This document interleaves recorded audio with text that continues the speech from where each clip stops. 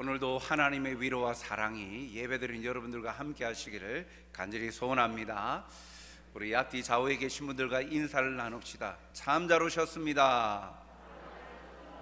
함께하니 힘이 납니다. 한 번 더 인사할까요? 오늘도 주 안에서 감사합시다. 네, 감사가 넘치는 삶, 참 그 삶은요 어둡지 않습니다. 밝아요. 그리고 소망이 있죠. 감사가 무엇입니까? 받은 은혜에 대한 표현 아닙니까? 은혜를 기억할 때 진정한 감사의 내용이 나와요. 그래서 우리가 인사말 할 때 감사합니다, 감사합니다 하는데 기계적이고 상투적인 인사말로 할 때는 감사합니다 말하는 사람에게도 어떠한 그가 누리는 유익이 없을 뿐만 아니라 그 인사를 받는 사람에게도 유익이 없습니다. 껍데기뿐인 상투적인 감사합니다 표현, 그것은 아무런 영향력을 끼치지 못하죠. 물론 그 말을 들어보고 싶었던 사람에게는 감동이 있을지 모르지만 한때뿐입니다. 감사라는 건 진정한 감사의 내용을 가지고 고백할 때 힘이 있고 영향력이 있는 거예요. 특히 우리는 오늘 조금 전 인사말을 나누었다시피 주 안에서 감사합시다. 주 안에 있으면 항상 감사의 제목들만 넘칩니다. 주님 밖에 있을 때 사라져 버릴 것들에 마음을 기대기 때문에 순간의 감사는 있는지 몰라도 영원한 감사는 없죠. 그러나 주님 안에 거할 때, 주님과 함께 동행하는 삶을 살 때 늘 부어주시는 하나님의 사랑, 위로, 그리고 베푸시는 은혜, 메마르지 아니하는 샘솟는 늘 항상 새로운 은혜들로 말미암아 감사가 그치지 않죠. 그래서 범사에 감사할 수 있는 것이죠. 오늘 예배드리는 여러분들의 삶에, 우리의 삶을 돌아볼 때 감사할 것이 없습니다. 뭐 기뻐할 것도 없고요, 짜증나고 원망과 불평밖에 없습니다. 왜 내게 이런 일들이 있습니까? 왜 나에게만 이런 일이 닥칩니까? 원망 불평할 것들이 참 많을 것입니다. 그러나 내 삶의 문제에 매몰되지 아니하고 주님을 앙망하고 바라보고 주님과 함께 교제할 때는요, 그 우리의 시야가 넓어지고 또한 깊이와 넓이가 어떠한지 하나님의 사랑을 경험하게 되면서 입술의 고백이 불평과 원망에서 감사로 바뀌게 될 것입니다. 오늘 예배드리는 여러분들의 삶에 이러한 감사가 풍성히 넘치길 간절히 소원합니다. 오늘은 이 반복되는 역사 속에서 베푸는 구원, 우리가 발견하고 배우는 이 교훈에 대해서 우리 함께 같이 나누어 보고자 합니다. 우리는 지난 시간들을 통해서 계속 이 느헤미야, 특별히 이 레위인들의 기도 내용을 통해서 우리가 함께 하나님이 주시는 교훈들을 발견하고 있지요. 오늘 이 세 번째 레위인들의 기도 내용, 즉 과거 이스라엘 백성들을 인도하시고 함께 하셨던 그 역사 속에 있는 그의 고백들 속에 하나님의 행하심, 그리고 그 행하심에 하나님의 백성들이 어떻게 반응할 것인가, 무엇이 하나님의 기쁨을 누릴 수 있는 행동일까, 자세일까 하는 것을 그의 기도문들을 통하여서 우리가 함께 발견할 수 있습니다. 먼저 우리가 살펴보게 되는 건 참 교만한 백성이었던 모습, 과거에 우리의 선조들이 교만하였다, 목이 곧았다, 굳었다 라는 표현들을 통하여서 이렇게 기도를 하고 있습니다. 느헤미야 9장 15절을 보면 그들의 굶주림 때문에 그들에게 양식을 주시며 그들의 목마름 때문에 그들에게 반석에서 물을 내시고, 광야 여정 가운데에 하나님께서 이 굶주린 백성들에게 베풀어 주시고 만나와 메추라기를 주시고 목말라하는 이들에게 반석에서 물을 내시는 초자연적인 역사를 일으켰던 것들을 이 레위인은 기도하면서 그 그 속에 함께 하셨던 하나님을 고백하고 있죠. 만나를 주실 때 하루에 하루치만 거두어 가게 했습니다. 왜 그렇게 하셨죠? 매일매일 새롭게 일용할 양식을 하나님이 책임져 주신다라는 걸 만나를 통하여서 매일매일 하루치만 거두어 가게 하심으로 하나님께서는 가르쳐 주신 것이죠. 오늘만 너에게 부어주는 것이 아니라 내일도 너희들에게 먹을 것을 내가 채워주리라. 날마다 날마다 채워주고 너와 너희에게 필요한 것을 공급하여 주는 이가 바로 나 여호와 하나님이라. 그것을 가르쳐 주셨어요. 우리가 지금도 이 주님이 가르쳐 주신 주기도문, 이 주기도문에도 보면 일용할 양식을 나에게 주시옵고 라고 기도하죠. 그래서 매일매일 책임지시고 도우시는 하나님의 은혜를 봅니다. 그래서 욕심은 또 다른 죄를 낳는 거예요. 많이 거두어 본들, 하루치 이상 거두어 본들 어떻게 되었습니까? 벌레가 생기지 않았습니까? 모아놔서 축적하는 것, 그것은 모두 다 쓰레기가 다 되어버린 거예요. 그래서 욕심은 또 다른 죄를 낳죠. 한날에 주신 것을 감사하는 자가 되어야 돼요. 그런데 오늘 읽었던 이 본문 16절 보면 백성들은 교만해져서 하나님의 말씀을 거역합니다. 그들과 우리 조상들이 교만하고 목을 굳게 하여 주의 명령을 듣지 아니하고 17절 상반절에 보니까 거역하여 주께서 그들 가운데서 행하신 기사를 기억하지 아니하고 목을 굳게 하며 배역하여 기억하지 아니하였다. 이들이 교만해진 것은 그들 속에 하나님의 은혜를 기억하지 아니하였다. 잊어버렸기 때문에요. 하나님의 은혜를 잊어버리니까, 하나님이 베푸신 사랑을 망각해버리니까 그들의 모습에서는요 감사가 사라지니까 어떻게 됩니까? 교만해지는 거예요. 감사하는 사람은 겸손할 수밖에 없어요. 내가 그 은혜를 받을 자격이 없는데 어찌 나에게 이러한 은혜를 베푸셨습니까? 감사하는 사람은 겸손해요. 그런데 하나님의 베푸신 은혜를 잊어버리니까 감사가 사라지고, 감사가 사라지니까 어떻게 됩니까? 오늘 본문에 보니까 목이 굳었다, 고집불통인 거예요. 교만해지는 거예요. 그래서 자기가 중심이 되고 자기가 옳은 것이 되는 거예요. 이들이 하나님의 행하신 은혜와 기적을 기억하지 아니하니까 배역하였다. 하나님을 대적하게 되었다. 하나님을 향하여서 반대편에 서서 하나님을 무시해버리고 하나님을 예배치 아니하는 그들의 모습을 말합니다.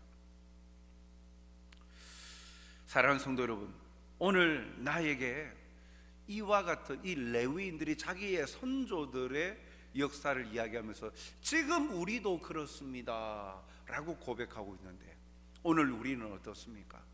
하나님 앞에서 교만하지 않습니까?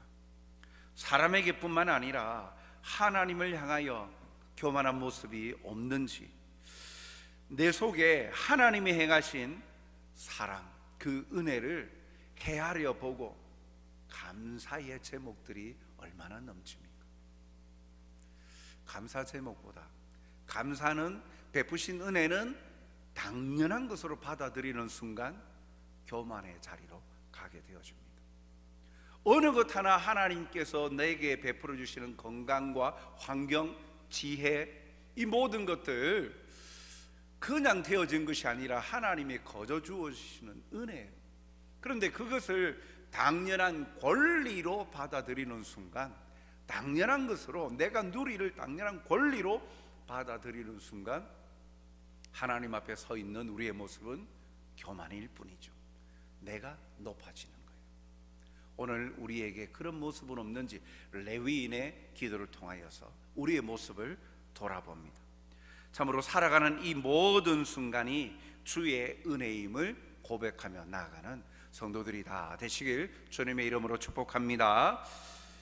백성들이 이 목이 굳어서 고집을 부리고 교만해져서 불순종함에도 하나님은 어떻게 하십니까? 참 놀랍게도 인내하시고 참으시고 이들을 용서하시고 버리지 않으셨어요. 즉 끝없는 하나님의 사랑을 이 기도문을 통해서 발견하게 됩니다. 17절 하반절에 보니까 그러나 패역하고 하나님의 은혜를 기억하지 아니하였지만, 백성들이 그리하였지만, 그러나 주께서는 용서하시는 하나님이시라.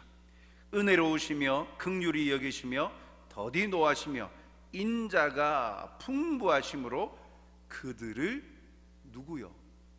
교만하고 목이 굳은 하나님의 백성들, 하나님을 대적하는 패역한 하나님의 백성들, 그들을 버리지 아니하셨나이다. 하나님은 이와 같이 행하셨어요. 하나님의 성품이 소개되고 있죠. 용서하십니다. 은혜로우십니다. 긍휼히 여기십니다. 노하기를 더디하십니다. 인자하십니다. 인자가 풍부하십니다. 인자, 자비하심과 사랑이 풍부하신 분입니다. 이스라엘 백성들의 불평과 원망으로 인하여서 그를 인도하기에 참으로 너덜머리 나도록 괴로웠고 힘들었던 이 모세를 위해서 하나님께서는 어떻게 하셨어요? 그래, 그만해라. 네가 할 만큼 했다. 그래, 이제 내가 포기하마. 이렇게 하셨어요? 아니에요. 모세를 또 독려해 주시기 위해서 70인의 장로들을 또 세워줍니다.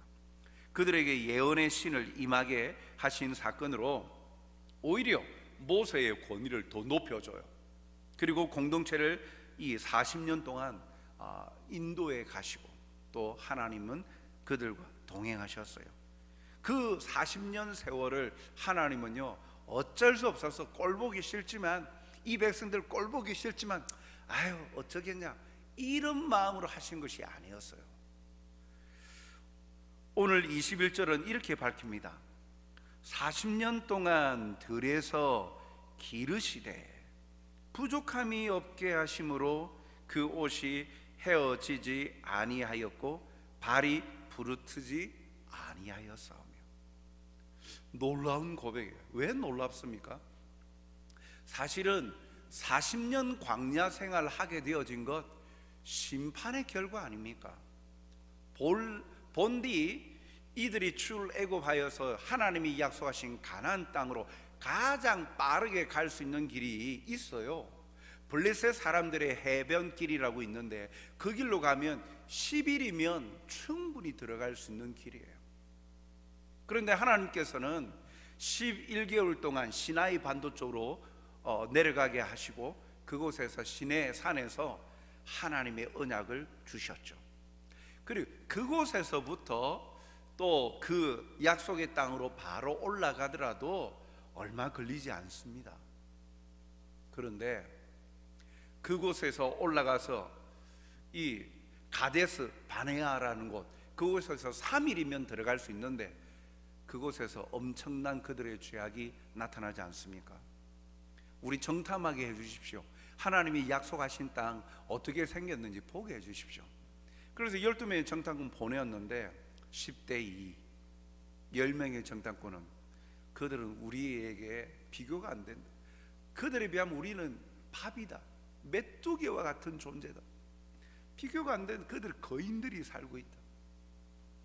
우리는 죽는다. 그 말 듣고 이 여호수아와 갈렙 두 사람의 정탐꾼의 이야기는 듣지도 아니하고 밤새 슬피 모든 사람들이 울면서 모세를 거부하고 다른 사람을 세워서 다시 애굽으로 돌아가자 하지 않았어요? 하나님을 모독하다 이제는 눈앞에 놓여지는, 그래서 하나님이 그 약속의 땅에 얼마나 젖과 꿀이 흐르는지 포도송이를 메고 올 정도로 그렇게 풍부한 그런 자원을 보여주었음에도 불구하고 그 10명의 정탐꾼의 부정적인 시각, 그들의 이야기를 듣고 하나님을 부정할 때 하나님은 가만히 계시지 아니하시고 심판하셨잖아요. 그 심판의 결과로, 하나님을 불신한 심판의 결과로, 그것 때문에 3일이면 들어갈 수 있는 길을 약 40여 년 동안 광야를 이렇게 돌면서 40년 후에 들어가는 이 광야 생활을 하게 되었잖아요. 그래서 40년 광야 생활은 심판입니다. 그런데 오늘 본문에 뭐라고 밝히고 있어요? 심판으로 하나님께서 40년 광야의 길을 걷게 하셨지만 하나님을 불신한 자들은 그 40년의 여정에서 다 죽게 되어지고, 그 여정 속에 하나님은 어떻게 하셨다고요? 오늘 표현이 21절 다시 말씀을 보면 40년 동안 들에서 기르시되 부족함이 없게 하셨다. 방목하고 내버려 두지 않으셨다라는 거예요. 기르셨다, 부어주시고 보호하셨다. 그래서 발이 부르트지 않고 옷이 헤어지지 않도록,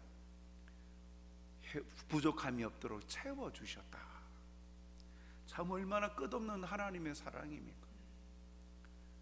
여러분들이 만약에 그 입장이었다, 하나님의 편에서 지금까지 이 가데스 바네아 땅에 오르기까지 그 2년여에 가까운 세월 동안 얼마나 많은 반역과 불순종이 있었어요.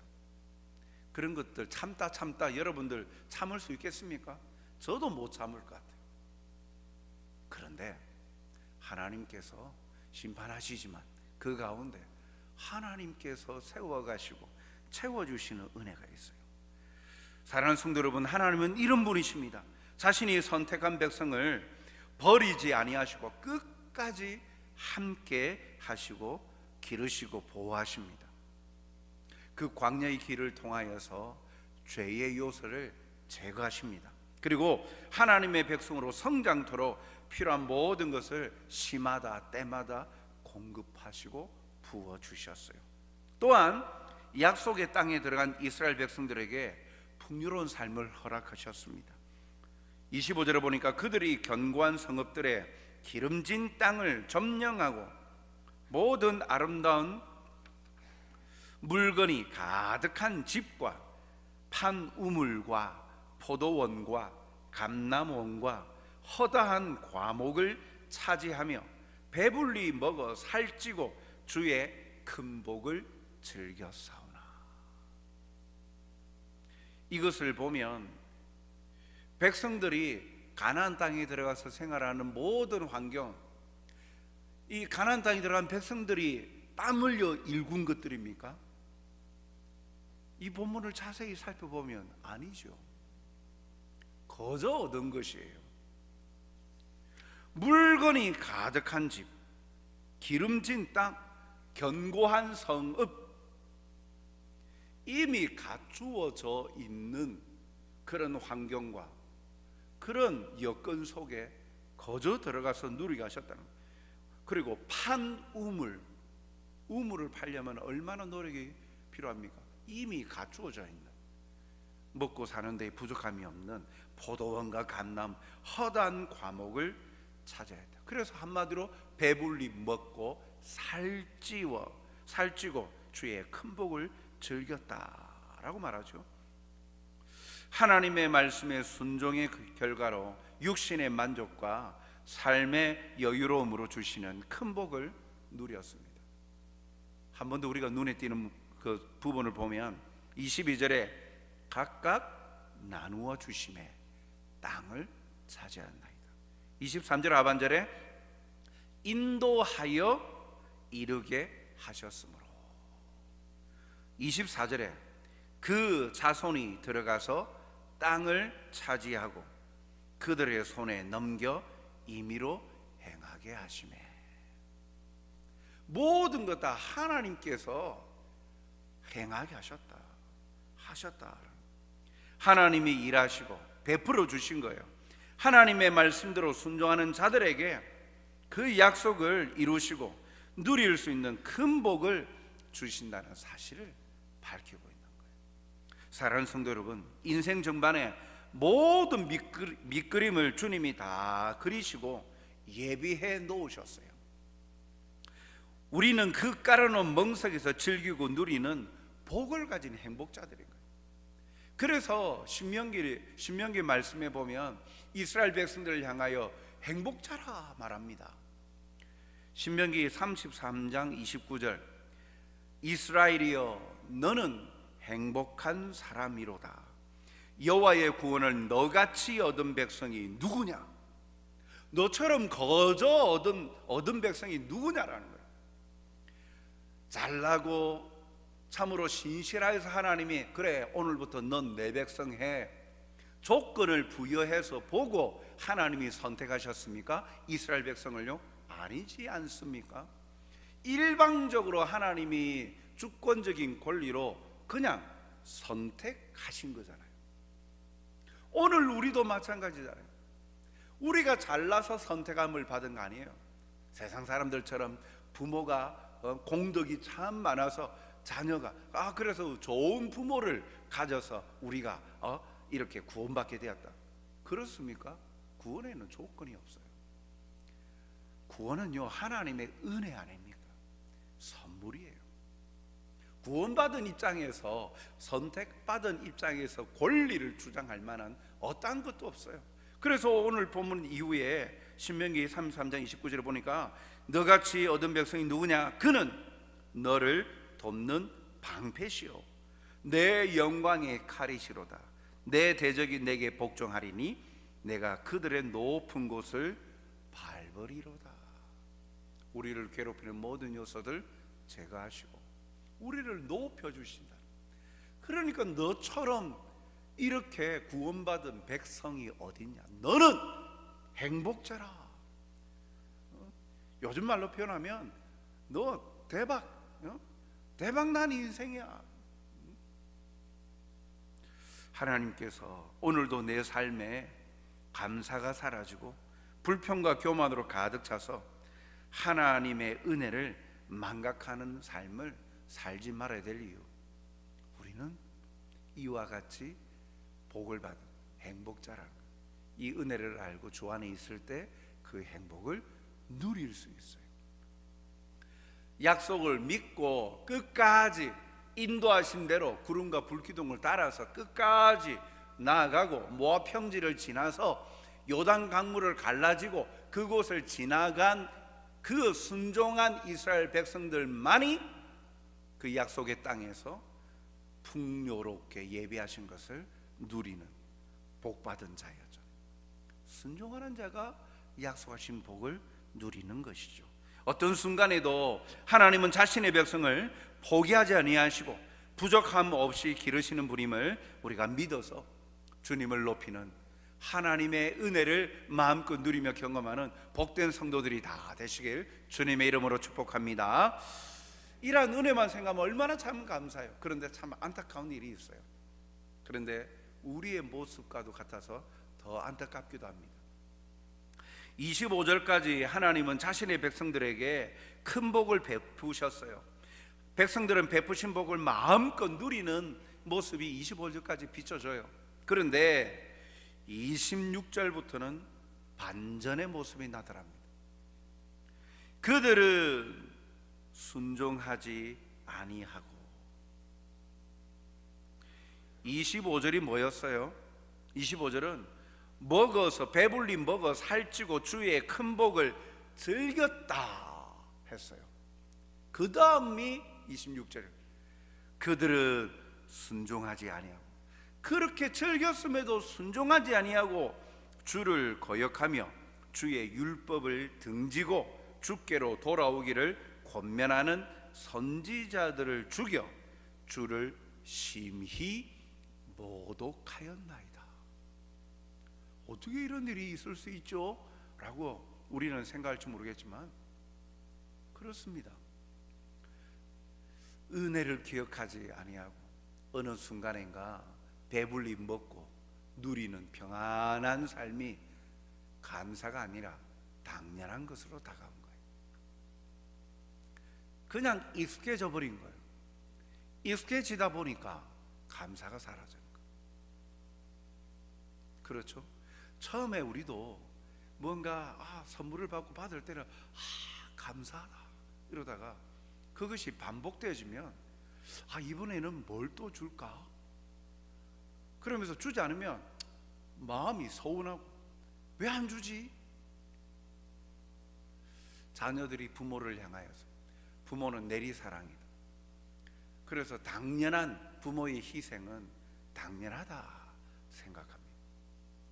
그러다 보면 짜증과 원망, 그래서 감사하지 못하죠. 비로소 자기가 부모가 되어질 때, 부모가 되어서 자녀들을 양육할 때 비로소 그때서 깨닫게 되어집니다. 우리 부모님의 사랑과 희생이 참 컸구나. 익숙해져 있다 보면 깨어있지 못하면 감사가 사라지는 거예요. 그래서 큰 복을 거저 누리던 자들이 그 큰 복을 주신 하나님께 순종하지 아니하고 등지는 모습이 나옵니다. 그러다 하나님의 심판으로 대적들에게 환난을 당합니다. 그 심판은 하나님께서 깨달아라 하시는 진노의 막대기이죠. 회초리와 같은 거예요. 깨달아. 그렇게 가다 보면 네가 멸망해. 네가 고통 가운데 거할 거야. 깨달아라. 그렇게 심판의 막대기로 또 징계로서 그 대적들에게 환난을 당합니다. 그때 이스라엘 백성들은 하나님께 부르짖습니다. 그 부르짖음을 들으시고 하나님은 구원하세요. 그러나 이내 곧 평강을 얻은 이후에 또다시 악을 행합니다. 하나님이 심판합니다. 또 부르짖습니다. 구원해 주십니다. 평안해집니다. 또 죄를 짓습니다. 이러한 반복되어지는 것. 타락하고 하나님이 심판하고 회개하고 구원해 주시고 다시 타락하고, 이러한 과정들이 7번이나 반복되어지는 내용이 사사시대의 모습 아닙니까? 지금 레위인이 사사시대 선조들의 삶의 모습을 이러한 문장들을 통하여서 고백하고 있는 거예요. 이런 내용을 보노라면 참 어떻게 보면 이해가 안 되죠. 왜 반복되는 역사 속에서 변화되고 다듬어져 갈 수 있지 않을까? 그런데 왜 어디 까마귀 고기를 먹은 것도 아니고 왜 기억하지 못하고 또다시 왜 똑같이 또 타락하고 이 죄의 벌을 받을 매를 버는 행동을 할까? 우리는 지금 가만히 앉아서 평가자의 모습으로 이해가 안 된다라고 볼 수도 있습니다. 왜 그럴까요? 평화가 찾아오는 시기에 그 베푸신 것들을 누릴 때 그들의 관점이 환경에 익숙해져서 감사가 사라지고 그들을 그렇게 평안하게 만드신 하나님의 사명을 망각하고 편안함만을 추구하기 때문입니다. 잘 사는 것에만, 다른 사람보다도 더 많이 가지고 소유하는 삶에만 인생의 목적을 삼고 살아가다 보니, 그것만을 추구하다 보니 그의 존재의 본질과 사명을 망각해버린 거예요.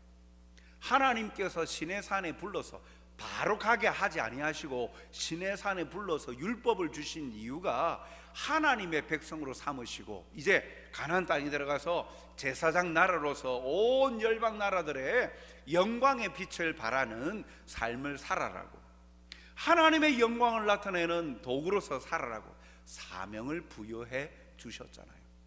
범죄한 세상과 거룩하신 하나님 사이의 중보자로서의 역할을 감당하는 나라가 되어라, 제사장 나라가 되어라 라는 사명을 부여해 주심으로 이 가나안 땅에 인도해 주셨는데, 너무 풍요롭다 보니 살다가 살만하니까 왜 존재하고 무엇을 위해 살아야 되는가를 잊어버리게 된 거예요. 그래서 좀 더 편안하고 좀 더 많은 것을 누리는 삶에 마음이 바뀌어져 버리고 삶의 목적이 바뀌어 버린 거예요.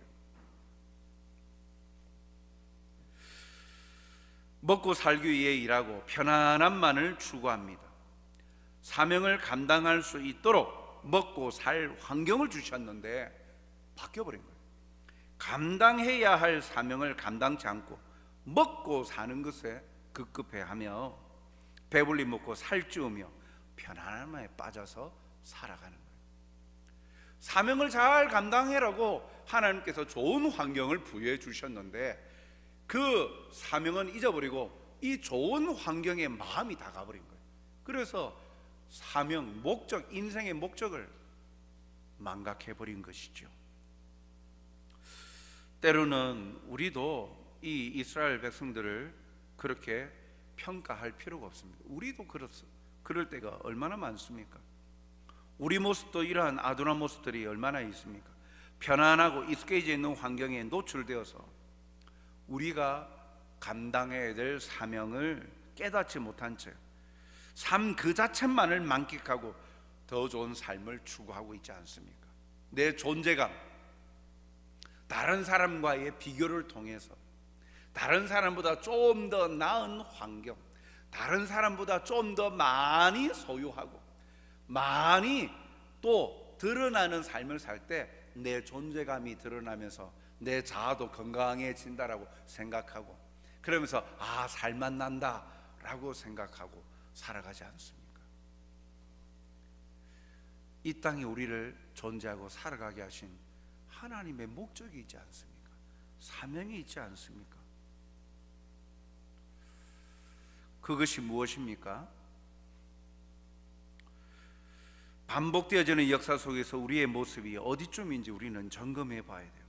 고린도전서 10장 31절에 그런즉 너희가 먹든지 마시든지 무엇을 하든지 다 하나님의 영광을 위하여 하라. 우리의 살아가는 존재 이유죠. 무엇을 하든지 먹든지 그리고 뭐 마시든지 어떠한 일을 하든지 모두 우리의 모든 활동이 결국 목적이 하나님의 영광, 다 하나님의 영광을 위하여 하라. 먹는 것도 하나님의 영광을 나타내야 됩니다. 우리가 행동하고 말하고 하는 모든 것도 하나님의 영광을 나타내게끔 하시기 위해서 우리에게 생명을 연장시켜 주시고 우리에게 지혜도 주시고 능력도 주시고 달란트를 주신 거예요. 나 잘났다라고 드러내라고 하신 게 아니라는 거예요. 우리는 하나님의 영광을 위해 존재하는 사명자임을 잊지 말아야 돼요. 그 일을 감당해라고 직장도 주시고 일터도 주시고 명예도 주셨는데 주객이 전도되어 버려가지고 더 많은 부자가 되려고 돈 버는 일에만 더 급급합니다. 최우선순위가 되어집니다. 더 높은 자리에 올라가려고 다른 것은 다 제쳐두고 거기에 올인합니다. 더 많은 영광을 얻으려고 다른 사람은 내 눈 안에도 없고 자기의 사명은 잊어버린 채 그 탐욕만을 위하여서 살아가게 되었다라는 거예요. 그것이 우리 연약한 모습이요 레위인이 기도하고 있는 선조들의 이 교만한 그들의 모습의 단면이에요.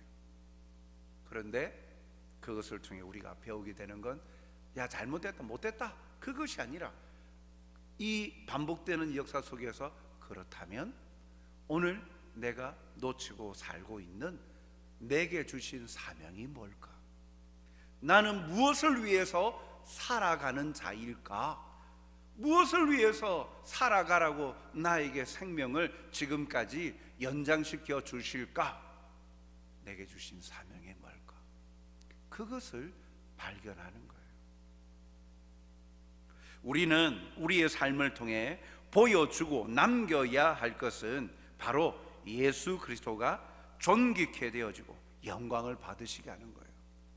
빌립보서 1장 20절 하반절에 보니까 살든지 죽든지 내 몸에서 그리스도가 존귀하게 되게 하려 하나니. 살든지 죽든지 내 몸에서 예수님이 존귀케 되는 것.